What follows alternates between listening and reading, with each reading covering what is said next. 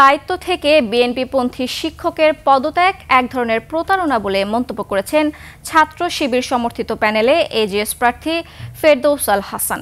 এর আগে অনিয়ম ও অব্যবস্থাপনার অভিযোগ তুলে পদত্যাগ করেন জাকসু নির্বাচন কমিশনের সদস্য মাফরুহি সাত্তার।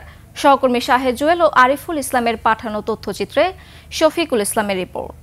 আপনার প্রিয় কাপড়ের যত্নে এলো এনজাইম সমৃদ্ধ Arik silver wash detergent powder 500 গ্রাম মাত্র 70 টাকা। প্রিমার্ক। ভোট গ্রহণের একদিনের বেশি সময় পার হয়ে গেলেও এখনো ঘোষণা হয়নি জাকসু নির্বাচনের ফলাফল। এরই মধ্যে দায়িত্ব থেকে সরে দাঁড়ালেন নির্বাচন কমিশনের সদস্য অধ্যাপক মাফরুহি সাত্তার।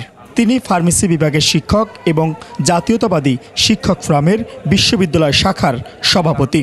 আমি নির্বাচন কমিশন থেকে পদত্যাগের ঘোষণা দিচ্ছি। সংবাদ সম্মেলনে তিনি বলেন, নির্বাচন কমিশন তার মতামতের সুরাহা না করেই ভোট গণনা শুরু করেছে। নির্বাচন কমিশনকে বারবার অনুরোধ করেছি যেই অভিযোগগুলো উত্থাপিত হয়েছে এবং যে সকল সমস্যাগুলো আছে সেগুলোর দিকে দৃষ্টিপাত করে আপাতত গণনা স্থগিত রাখা হোক।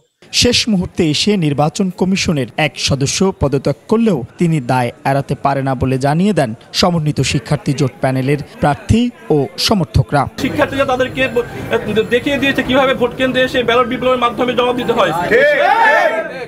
সেই ভয়ই সে এখন লাস্ট মুহূর্তে পালিয়েছে এবং পদত্যাগ করেছে। এই কাপুরুষের আচরণে আমরা প্রতিবাদ জানাই। এই ধরনের আচরণ আমরা তার থেকে আশা করি না। সে নির্বাচন কমিশন অফিসের দায়িত্বপ্রাপ্ত, তাকে আরো দায়িত্বশীল আচরণ করতে হবে।